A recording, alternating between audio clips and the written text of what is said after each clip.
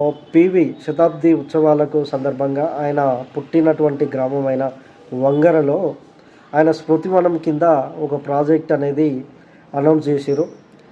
దానికి ఆహ్, PV PVR TV అనే ఒక నామకరణం చేసిర్రు.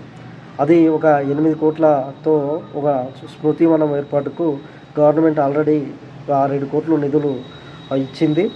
ఇప్పుడు కొంత పెండింగ్ వర్క్ ఉండేది దానికి.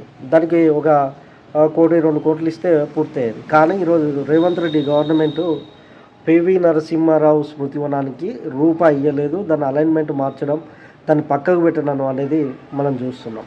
అదేవిధంగా ఈ గవర్నమెంట్ వచ్చిన తర్వాత మాజీ ప్రధాని రాజీవ్ గాంధీ యొక్క విగ్రహం అత్యంత వేగంగా 2 నెలల్లో మా సెక్రటరేట్ ముందు పెట్టడం అయితే మనం చూసినాం.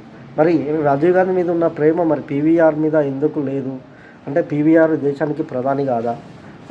ఆయనకి తెలంగాణ గడ్డ మీద పుట్టి ఈ తెలంగాణ భారతదేశాన్ని ప్రధానిగా ఓ 4, 5 సంవత్సరాలు పాలించినటువంటి వ్యక్తి స్మృతివనానికి ఒక 6,00,00,000, 7,00,00,000 లేవా?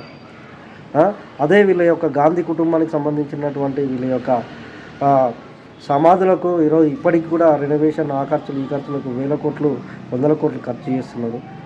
పివి నరసింహారావు గారి స్మృతివనానికి పైసలు కేటాయించకపోవడం అయితే చాలా బాధాకరం.